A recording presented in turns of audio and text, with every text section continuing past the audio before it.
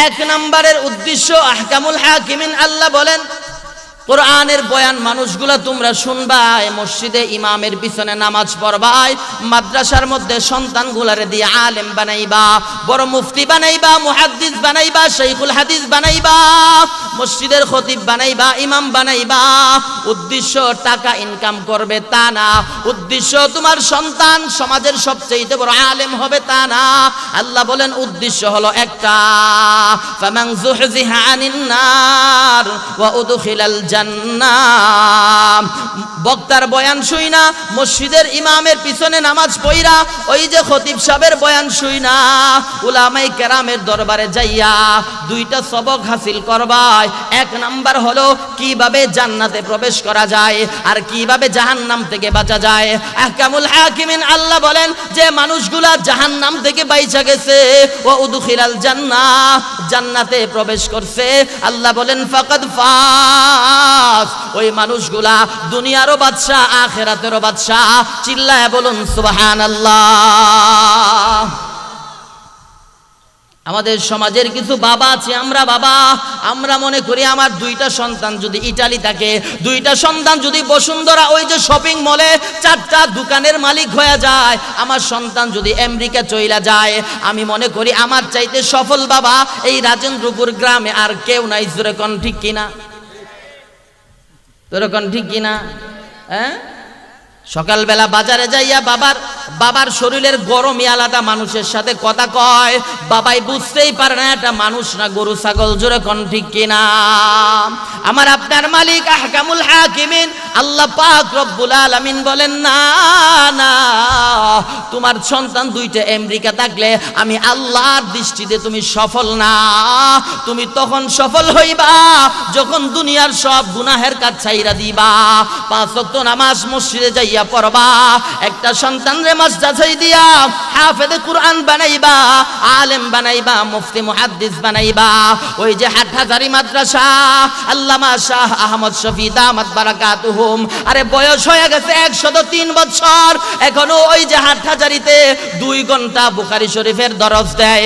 ওই রকম আলেম যদি বানাইতে পারো, ওই যে মারা গেছে আল্লামা আনোয়ার শাহ কিশোরগঞ্জি রহমাতুল্লাহি আলাইহির মতো আলেম যদি বানাইতে পারো, ওই যে ব্রাহ্মণবাড়িয়ার মুফতি নুরুল্লাহ জামিয়া ইউনুসিয়ার সদরুল মুহতামিম ছিলেন, উনার মতো হক্কানি আলেম যদি নিজের সন্তানকে বানাইতে পারো, কপালে লিখে নাও তুমি মা বাবা জান্নাতি।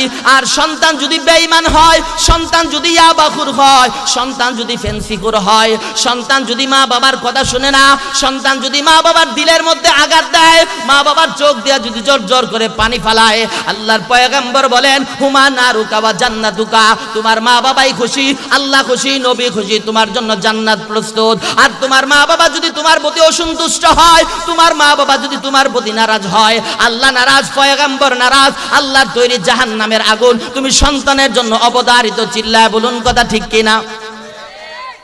আর জোরে কোন কথা ঠিক কিনা? এজন্য মুসলমান আল্লাহ পাক রব্বুল আলামিন বলেন ইয়া আইয়াতুহান নাফসুল মুতমাইন্না ইরজিই ইলা রাব্বিকি রাদিয়াতাম মারদিয়া ফাদখুলি ফি ইবাদি ওয়াদখুলি জান্নাতি। জান্নাতে যদি ঢুকতে চাও, আগে দুনিয়ার জমিনে আল্লাহর প্রকৃত বান্দা হও। জান্নাতে যাইতে হইলে আল্লাহর বান্দা হইতে হইব। জোরে কোন ঠিক কিনা? হ্যাঁ, আল্লাহর প্রকৃত বান্দা না হইয়া জান্নাতে যাওয়া সম্ভব না। কি বলেন সম্ভব? আরো জোরে কোন সম্ভব? মুসলমান যদি জান্নাতি হইয়া যান, আর যদি আল্লাহ পাক আপনার প্রতি রাজি হইয়া যায়, আপনি যদি জান্নাতের মেহমান হইয়া যান, আল্লাহর কাছে কোনো কিছু চাইতে হবে না। আল্লাহ পাক রব্বুল আলামিন আরশ আজিম থেকে আপনাকে ডাইকা বলবে বান্দা আমার কাছে কি চাস, কি চাস?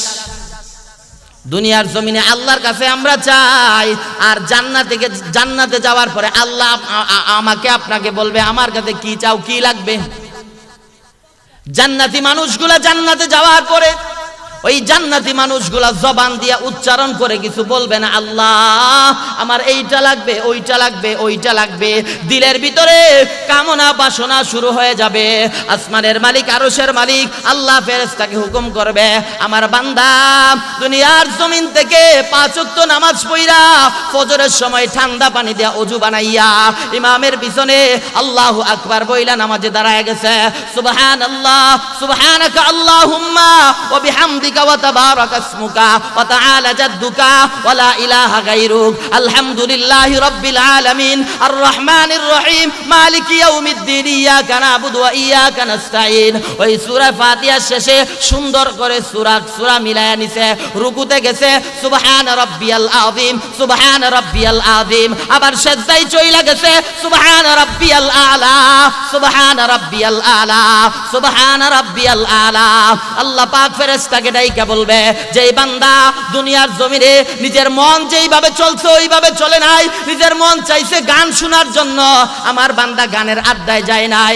আমার বান্দার মন চাইছে ওই যে টেলিভিশনের সামনে বইসা একটু বেহায়াপনা নাচ প্রদর্শন করার জন্য। আমার বান্দা আসরের নামাজ পড়া শাস্ত্রলে যাইয়া টেলিভিশনের সামনে বসে নাই। আমার বান্দার হাতের মধ্যে সুদের টাকা আসছে, সুদের টাকা। আমার বান্দার বিবেক বাধা দিয়েছে। হাসরের ময়দানে সুদ দুনিয়াতে খাইয়া পেট মোটা কইরা, শরীরের স্বাস্থ্য মোটা কইরা যখন মরবা, আল্লাহ পাক রব্বুল আলামিন হাসরের ময়দানে আল্লাহ পাকের আসামির কাঠগড়াই দাঁড় করাইয়া জাহান্নামের শিকল পায়ের মধ্যে লাগাইয়া মালিক ফেরেশতা হেসরাইতে হেসরাইতে জাহান্নামের মধ্যে নিক্ষেপ করে দেবে। ওই জাহান্নামের বয়ের চিন্তা আল্লাহর প্রকৃত বান্দা যারা দুনিয়ার জমিনে সুদ খায় নাই, বিবিকে পর্দা ছাড়া কোনোদিন বাহিরে নিয়ে যায় নাই, মেয়েটারে পাতলা নেট কাপড় পরাইয়া কলেজ ইউনিভার্সিটিতে পাঠায় নাই, আল্লাহ বলবেন ওই সমস্ত বান্দাদের জন্য আমি আল্লাহ ওই যে জান্নাতের মধ্যে অফুরন্ত নিয়ামত রেখে দিয়েছি। চিল্লায় বলুন না সুবহানাল্লাহ। عن أبي هريرة رضي الله عنه عن النبي صلى الله عليه وسلم أعددت لعبادي الصالحين ما لا عين رأت ولا أذن سمعت ولا خطر على قلب بشر أو كما قال النبي عليه الصلاة والسلام। ও বাংলাদেশের মানুষ, আখাউড়া থানা রাজেন্দ্রপুর গ্রামের মানুষ, ওই যে লন্ডন যারা থাকে, লন্ডনের যে সিনারিগুলো আছে মোবাইলে ভিডিও করে আনলে দেখা যায়, দেখা যায়নি? হ্যাঁ, যারা সৌদি আরবে থাকে, সৌদি আরবের রিয়াদের মধ্যে তাকাসসুসির উঠে বাদশাহ ফয়সাল বিশাল বড় চুক্কা একটা টাওয়ার বানাইছে। যে সমস্ত বাঙালিরা রিয়াদ শহরে যায়, ওই যে চুক্কা টাওয়ারের ভিডিও কইরা নিয়ে আসে, আইসা বাইরে দেখায়, বোনরে দেখায়, বিবিরে দেখায়, তারা আফসোস করে কত সুন্দর, কত সুন্দর, জোরে কোন ঠিক কিনা? আমার আপনার পয়গম্বরের সাহাবী, খাদেমে রাসূল, আল্লাহর পয়গম্বরের 10 বছরের খাদেম আবু হুরায়রা, ওই আবু হুরায়রা থেকে হাদিস বর্ণিত। এই হাদিস বুখারীতেও আছে, মুসলিম শরীফেও আবু হুরায়রা এই হাদিস বর্ণনা করেছে। আবু হুরায়রা বলেন, যারা আল্লাহর বান্দা হইয়া কবরে যাবে, আল্লাহ পাক রব্বুল আলামিন তাদের জন্য এমন জান্নাত রাইখা দিছে, যে জান্নাতের কথা জিন্দেগিতে কোনোদিন এই চর্ম কান দিয়া শ্রবণ করে নাই, ওই জান্নাত জীবনে কোনোদিন এই চর্ম চক্ষু দিয়া স্বপ্নেও দেখে নাই, ওই জান্নাতের বর্ণনা তার দিল দিয়া জিন্দেগিতে কোনোদিন অনুধাবন করে নাই। এমন জান্নাত আল্লাহর প্রকৃত বান্দা যারা হবে তাদের জন্য আল্লাহ পাক রব্বুল আলামিন রিজার্ভ রাইখা দিছে। চিল্লায় বলুন না সুবহানাল্লাহ। জান্নাতি যারা হবে তাদের প্রস্রাব হবে না, তাদের পায়খানাও হবে না, তাদের নাক দিয়া কোনো শ্লেষ্মা বের হবে না, তাদের পায়খানার রাস্তা দিয়া কোনো কিছু বের হবে না, তাদের খিদা লাগবে না, তাদের মুখের মধ্যে দুর্গন্ধ করবে না, তাদের নাকের মধ্যে ওই যে ময়লা থাকবে না, তাদের কানের মধ্যে ময়লা থাকবে না, তাদের মাথার চুলের মধ্যে কোনো খুশকি থাকবে না, শরীরের মধ্যে কোনো দুর্গন্ধ থাকবে না। কারণ মৌতের সময় যে মানুষটা আল্লাহর ওলি হইয়া মরবে, যে মানুষটা আল্লাহর বান্দা হইয়া মরবে, আজরাইল 500 রহমতের ফেরেশতা নিয়ে হাজির হয়ে যায়। সুবহানাল্লাহ, আর জোরে কর না সুবহানাল্লাহ। আজরাইল তাকে 500 ফেরেশতার লিডার, আর 500 ফেরেশতা আজরাইলের সহকারী। ইমাম নববী রাহমাতুল্লাহি আলাইহি ওনার কিতাবের মধ্যে লিখছেন, আজরাইল তার হাতের মধ্যে জান্নাতি একটা রুমাল নিয়ে আসে, জান্নাতি রুমাল। ওই জান্নাতি রুমালের মধ্যে জান্নাতের মেশকে আম্বর নামক একটা আতর মাখা থাকে। আল্লাহর মাহবুব বান্দা যারা হয়, ওই মাহবুব বান্দার গলার মধ্যে ওই আজরাইল আলাইহিস সালাম জান্নাতের ওই রেশমি রুমাল, মেশকে আম্বর মাখা রুমালটা যখন তাদের গলার মধ্যে পেঁচাইয়া দেয়, চোখ মেলা তাকায় আর বলে, এই পচা দুনিয়াতে থাকতে চাই না, এই গান্দা দুনিয়াতে থাকতে চাই না, যে দুনিয়ার মধ্যে দুর্নীতি চলে, যে দুনিয়ার মধ্যে পুত্রবধূগুলা শাশুড়ির খেদমত করে না, যেই দেশের মধ্যে ওই যে প্রশাসনিক মানুষগুলা অন্যায়ভাবে মানুষকে গ্রেফতার করে জেলখানায় বন্দী করে দেয়, যে দেশের মধ্যে তেলের দাম আর ঘিয়ের দাম সমান, যে দেশের মধ্যে পেঁয়াজের দাম হয়ে যায় 300 টাকা কেজি, ওই আল্লাহর বান্দা বলবে, যে দেশে পেঁয়াজের দাম 300 টাকা কেজি হয়, ওই দুনিয়াতে থাকতে চাই না। আমার যে জান্নাতের বাড়ি, ওই জান্নাতের বাড়ি আল্লাহ আমাকে দেখায় দিছে, ওই জান্নাতের বাড়িতে আমারে পৌঁছায় দাও। আজরাইলের সাথে আর যে 500 ফেরেশতা থাকে, ওই 500 ফেরেশতা জান্নাতের বিভিন্ন ফুলের ফুলদানি নিয়ে আসে।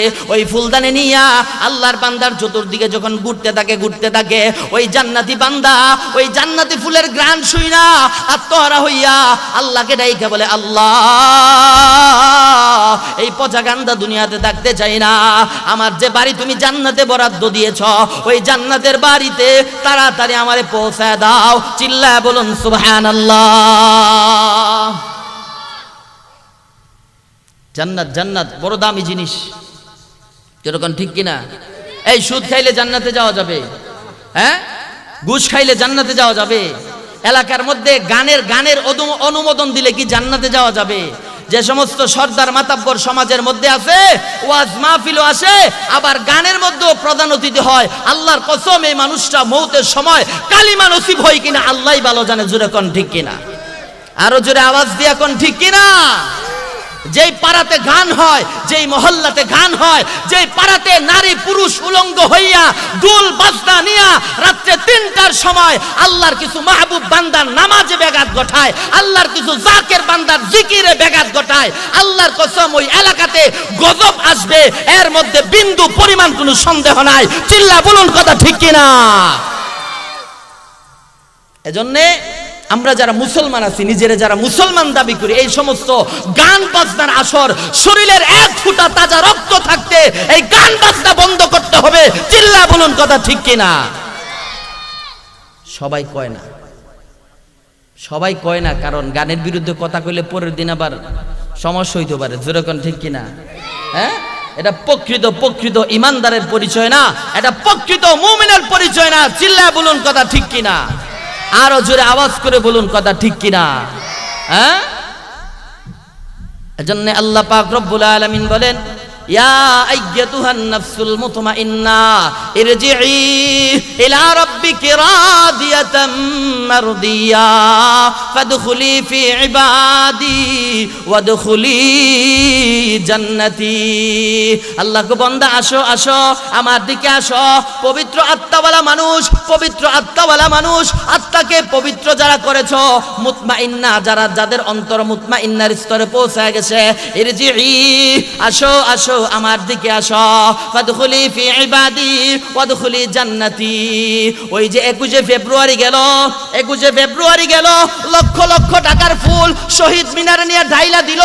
আরে কোটি টাকার ফুলও যদি কবরে নিয়ে ঢাইলা দেওয়া হয়, কবরের মানুষ কি তার দ্বারা 2 টাকার উপকৃত হবে নাকি? কি কোন উপকৃত হবে?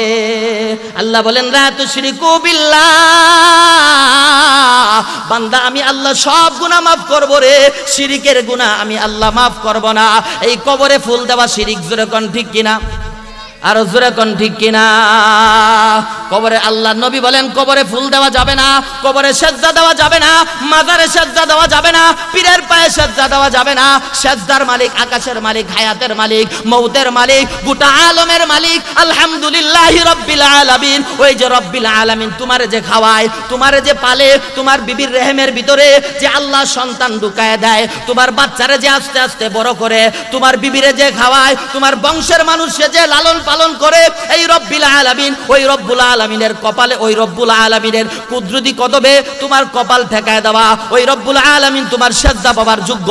চিল্লায় বলুন কথা ঠিক কিনা? আরো জোরে আওয়াজ করে বলুন ঠিক কিনা। ये ज़मी मेरे लिए है आसमां मेरे लिए और है मसरूफ खिदमत कुल जहां मेरे लिए। এই মাদ্রাসা মসজিদ এই মাহফিল এগুলার উদ্দেশ্য দুইটা, একটা হলো জান্নাতে যাওয়া, জাহান্নাম থেকে বাঁচা, ঠিক কিনা? হ্যাঁ, আমরা তো মনে করি যে অনেক টাকার মালিক হয়ে গেছি, অনেক বাড়ির মালিক হয়ে গেছি, আমার চাইতে সফল নেতা, আমার চাইতে সফল কর্মী, আমার চাইতে সফল দলের প্রেসিডেন্ট আর কেউ না, কেউ না। আল্লাহ কয় না না, তোর মতো নির্বুধ, তোর মতো বুকা আসমানের নিচে জমিনের উপরে আর কেউ নাই। আমি আল্লাহর দৃষ্টিতে, আমি আল্লাহর নজরে সেই সফল যে জাহান্নাম থেকে বাইসা গেছে আর যে জান্নাতের মেহমান হয়ে গেছে। সুবহানাল্লাহ। জান্নাতের মেহমান হতে চাইনি। ও যেই কথাটা বলতেছিলাম, 21শে ফেব্রুয়ারি কবরের মধ্যে দুনিয়ার মানুষ ফুল দেয়, আর আল্লাহ জান্নাতীদেরকে গেটের মধ্যে দুনিয়ার মিলিয়ন বিলিয়ন জিলিয়ন কোটি টাকার ফুল দিয়া ফেরেশতাদেরকে দাঁড় করায় বলবে, সালামুন কাওলাম মির রাব্বির রহিম। আমি আল্লাহর পক্ষ থেকে জান্নাতীদেরকে সালাম, তাদেরকে তাড়াতাড়ি জান্নাতের ভিতরে ঢুকা, তাদেরকে তাড়াতাড়ি জান্নাতের ভিতরে ঢুকা। চিল্লায় বলুন না সুবহানাল্লাহ। আল্লাহ পাক আমাদের সকলকে এই মাদ্রাসার সাথে সুসম্পর্ক রাখার তৌফিক দান করুক, এই মসজিদের সাথে সুসম্পর্ক রাখার তৌফিক দান করুক।